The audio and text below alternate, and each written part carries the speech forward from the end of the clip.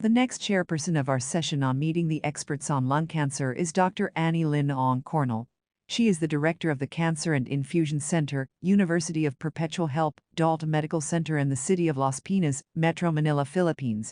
At present, she is Assistant Section Chief of the Section of Oncology at the Department of Medicine at the Veterans Memorial Medical Center, Quezon City.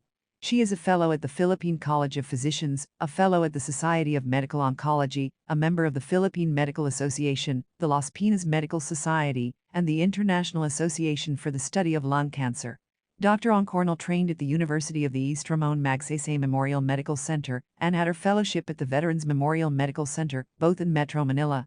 She took up further studies at the Royal North Shore Hospital at St. Leonard's in Sydney, Australia. Her field of research is focused on pre-registration of Phase 2-3-4 clinical drug trials. Let us call on Dr. Annielyn Ong-Cornel to chair the next topic. Ladies and gentlemen, it seems like another interesting lecture awaits us with the title, "The Long Wait is Over, Cancer Immunotherapy in Small Cell Lung Cancer." To discuss this topic is Dr. Stephen Liu, Assistant Professor of Medicine, Director of Thoracic Oncology, and Director of Developmental Therapeutics at the Georgetown Lombardi Comprehensive Cancer Center. He is a hematologist and an oncologist with expertise on thoracic malignancies including lung cancer, thymic cancer, and mesothelioma. He is actively involved in postgraduate training education and has been awarded multiple teaching efforts or teaching awards for his efforts. He also serves the chief editor for Frontiers in Thoracic Oncology. Ladies and gentlemen, please welcome Dr. Stephen Liu. Good afternoon. I want to thank you for inviting me to be with you virtually. Hopefully the next one will be in person. And for this next lecture, we'll talk about cancer immunotherapy in small cell lung cancer. The lung wait is over. These are my disclosures. And a disclaimer, we will talk about some recently completed or ongoing phase 1-3 trials. I will caution physicians against off-label prescriptions really until the FDA has given its approval for use of those drugs for the new indication in the Philippines. Here's a list of current approvals for atezolizumab by the Philippine FDA. When we think of small cell lung cancer, we recognize this as an exceptionally lethal subtype of lung cancer. In the US, it accounts for about 13% of new lung cancer diagnoses, but a disproportionate number of deaths.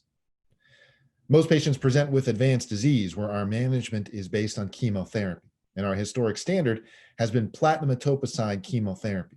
This was first introduced for small cell lung cancer in the 1970s with cisplatin and etoposide, carboplatin approved in the US in 1996, but really no advances since then. This chemotherapy is relatively well tolerated, and it seems as though it's a good treatment with response rates quite high, north of 60%, about 10% of patients achieving complete response. But these responses are transient, with a median progression-free survival limited to about 4 months from the time of starting therapy. So most patients progressing either during or shortly after chemotherapy, and survival limited historically to 8 to 10 months. If we look at these original Kaplan-Meier curves from the platinum etoposide trials, we can see the vast majority of patients not surviving to a year. Small cell lung cancer, I think, is one of the more frustrating types of cancers to treat. Initially, patients come in quite symptomatic. They come in quite ill. We give chemotherapy and patients reliably, consistently feel better fairly quickly. Chemotherapy is well tolerated, symptoms will disappear. And as an oncologist, you will see hope restored to a patient, to their family, patients feeling better. As an oncologist, though, you know that it's transient. As much as we expect response, we expect relapse, and that relapse won't be far away. When that cancer recurs, it is highly refractory to treatment, and there are very few options. And despite the vast majority of patients not surviving to a year, this has been our treatment for decades. We've not been able to do better. We have not been able to improve survival for small cell lung cancer. It's not for lack of trying. There have been dozens of failed phase 3 trials that make it all the way to phase 3, only to have no impact on overall survival. Despite plenty of rationale, exciting initial responses, relapse occurs, and we have not been able to extend survival for small cell lung cancer for many decades. That finally changed with immunotherapy. We were excited about immunotherapy in the small cell lung cancer world because we saw greater efficacy of immunotherapy in smoking-related cancers, and small cell lung cancer is a smoking-related cancer. There was also an early signal that tumor mutational burden was linked to outcomes, presumably due to a higher neoantigen load, and small cell lung cancer does have a high rate of somatic mutation. The early signals we saw with immunotherapy confirmed activity. Checkmate 032 was a non-randomized study looking at nivolumab, an anti-PD-1 antibody, alone or with ipilimumab, an anti-CTLA-4 antibody, in a non-randomized fashion in various doses and schedules. What we saw in this early study for heavily pretreated patients, although also heavily selected, we saw modest responses in the 10 to 20% range and a median progression-free survival that was quite poor. 1.4 months is really the first scan. And so most patients progressing fairly early. Responses low, few patients deriving benefit, but the landmark survival was substantial with a 1-year survival rate of 33%. If we look at those Kaplan-Meier curves, again, this is non-randomized, but about 26% of patients alive 2 years after starting nivolumab and ipilimumab.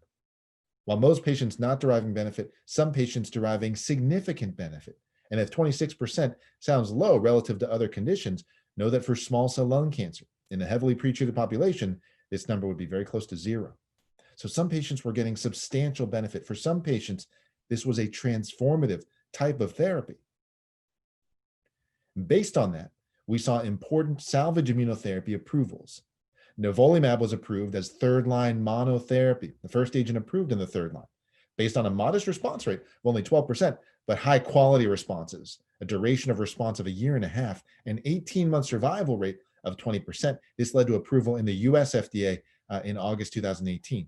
Similarly, pembrolizumab, also based on single-arm studies with a modest response rate, 19%, but very durable responses, was approved as third-line monotherapy in June 2019.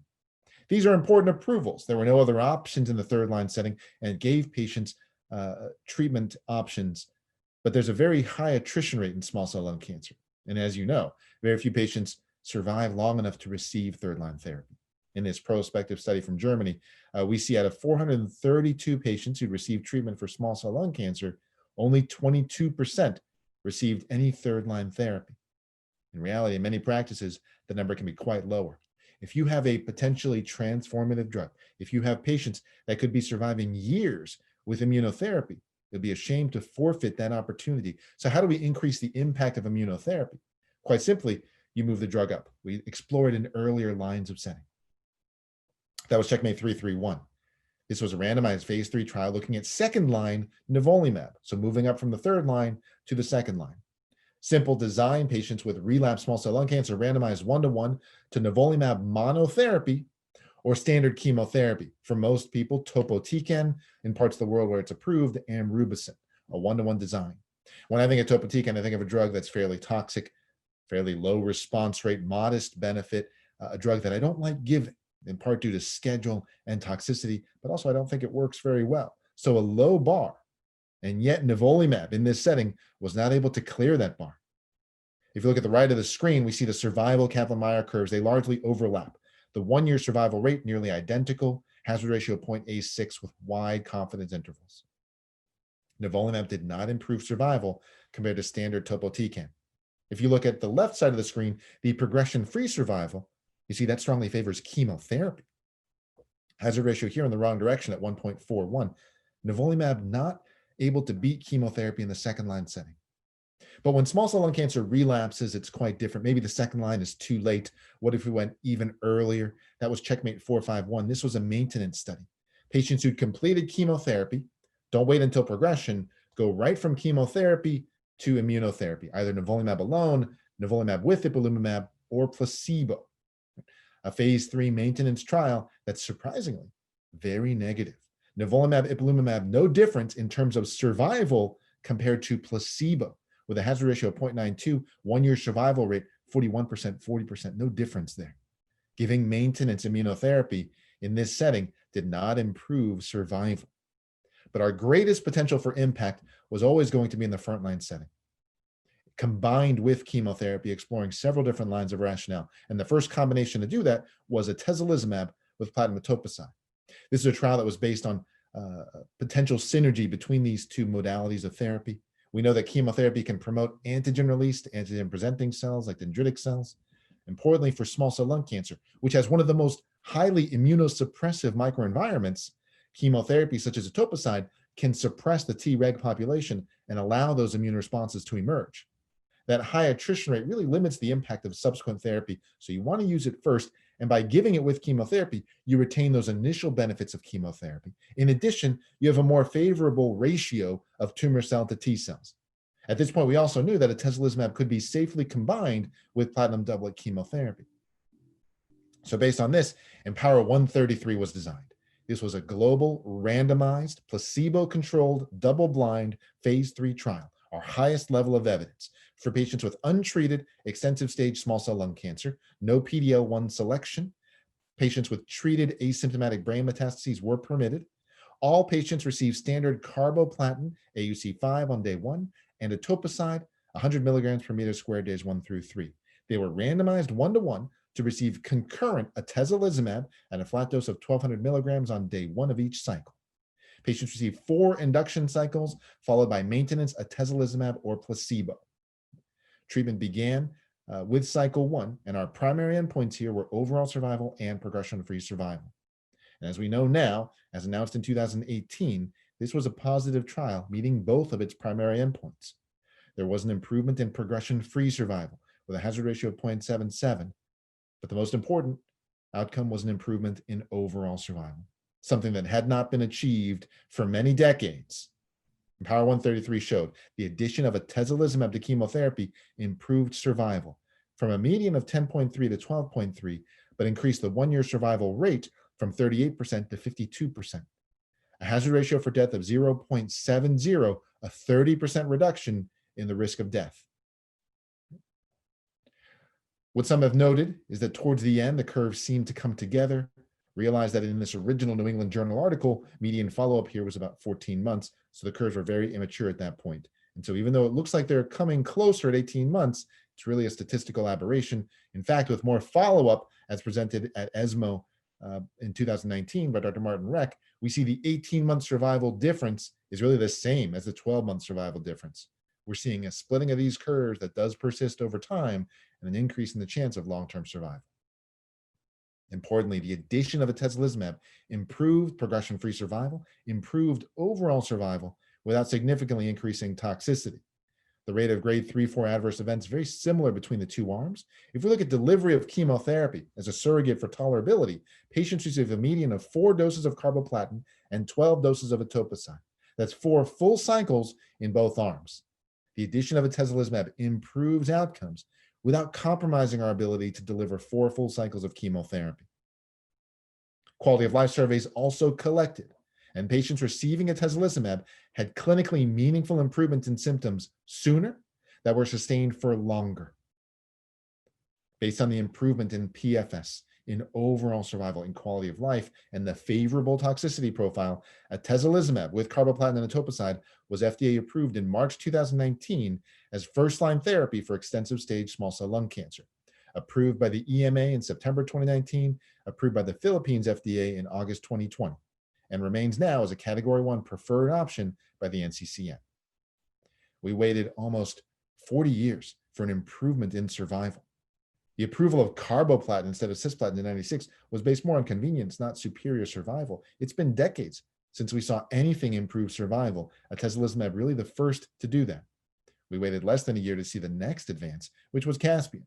Very different design here. This was open label, not placebo controlled. Differences in the control arm and the experimental arms and the inclusion criteria. But overall, this study explored the addition of durvalumab, another anti-PD-L1 antibody, or durvalumab with tremelimumab, an anti-CTLA-4 antibody, to platinum etoposide chemotherapy. And what we saw in the Caspian trial is the addition of durvalumab to platinum etoposide chemotherapy improved survival. In fact, the Kaplan-Meier curve for survival looks very similar to what we saw in Empower-133, reinforcing this strategy. When we add an anti-PD-L1 antibody concurrently with chemotherapy, continuing the PD-L1 as maintenance therapy, we have an improvement in survival.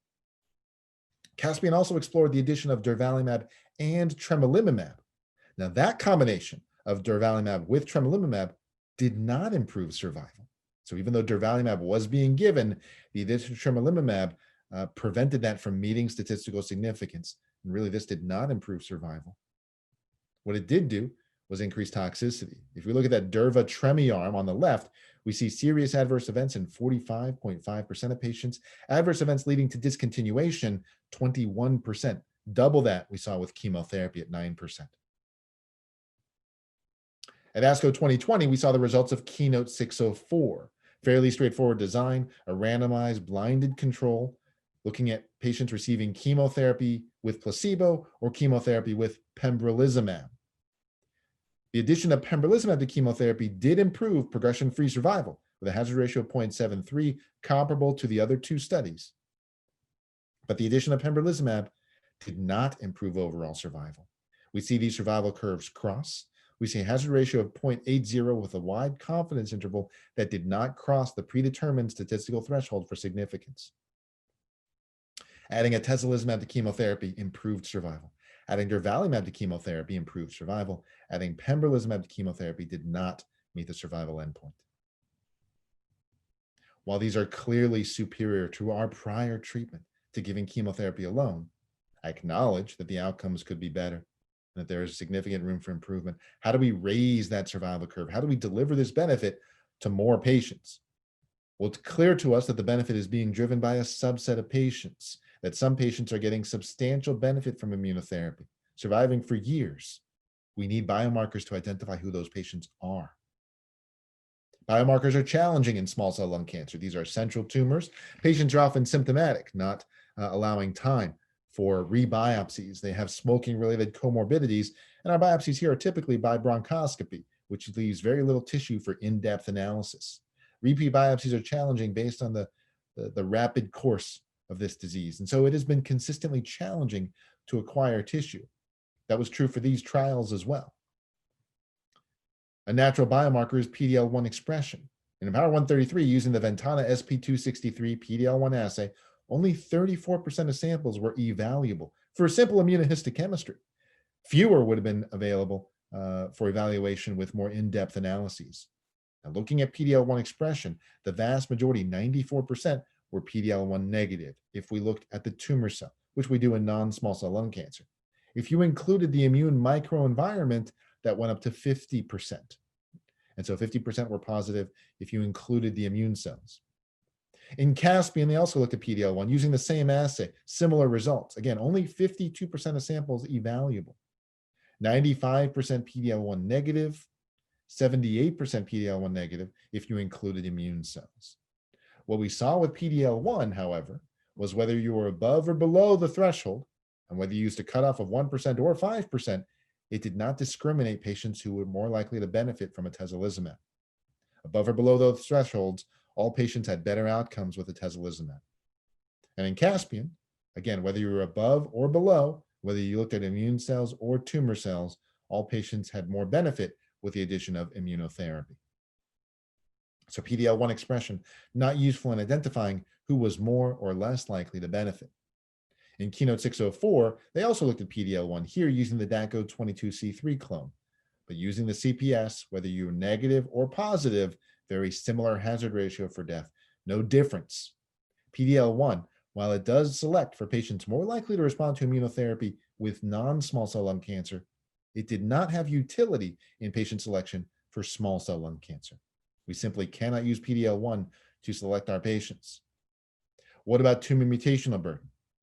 Well, if only 34% of samples were evaluable for IHC with PD-L1, very few would have been evaluable for tumor mutational burden, and those results likely to be fairly unreliable. However, blood tumor mutational burden was explored in several other trials. In the second-line atezolizumab studies in non-small cell lung cancer, we saw that high tumor mutational burden in blood predicted progression-free survival in the Oak and Poplar studies published by Dr. David Gandera. That study established pre-specified cutoffs of 10 and 16 mutations per megabase used in Empower133.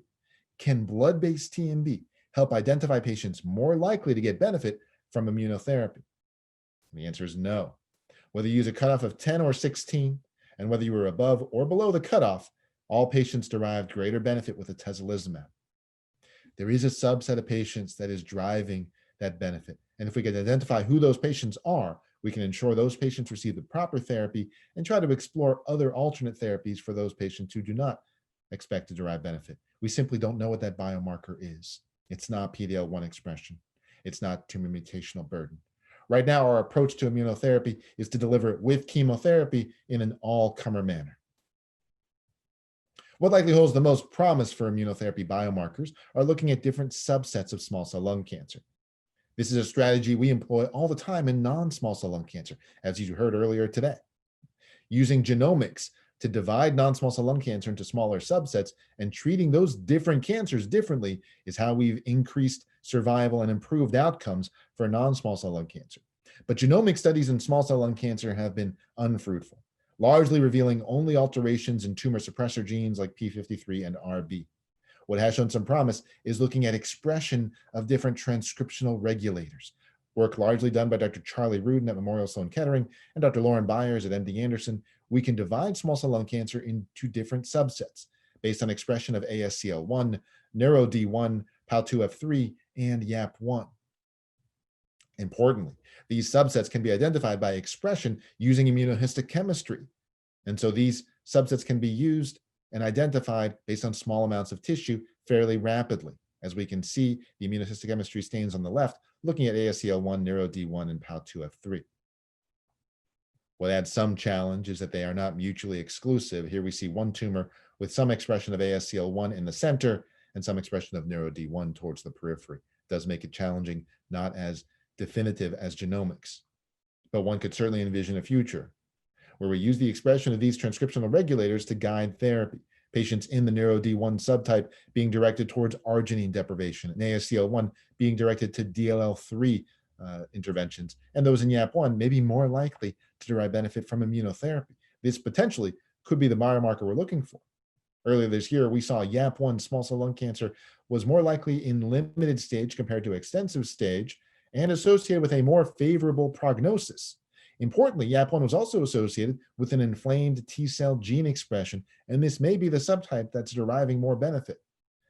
A trial looking at YAP1 specifically to see if immunotherapy derives greater benefit would make sense. Too early right now. These are not validated. This work is in its very early stages, but that's what we're moving towards. Identifying those patients most likely to benefit, subdividing small cell lung cancer into different subtypes based on biology where we can more properly derive therapy. We're not there yet. It took us many decades to show any improvements in survival. With the addition of atezolizumab, we've achieved that. Now we need to build upon that. So to conclude, small cell lung cancer remains a highly lethal cancer. Many patients will only have one shot at therapy. Many patients will not receive second line. Even fewer will receive third line. Our current standard of care, our current best practice is the addition of atezolizumab to first-line chemotherapy, concurrently followed by maintenance, and this intervention improves survival. And while I acknowledge that the benefit may not be as great as you want, it is clearly better than what we used to do. Empower 133 was approved by the US FDA in March 2019, not using any biomarkers for selection. Again, this was the first intervention that improved survival for extensive stage small cell lung cancer in well over 30 years. Novel agents, newer combinations currently being explored, exciting trials underway. We'll wait for those to read out, and those will build upon these regimens, building upon this new standard of care to hopefully further improve outcomes. I'll stop here. Happy to take questions towards the end of the panel. I really want to thank everyone for attending and for having me with you. And again, I hope that next time we can do this in person. Thank you very much.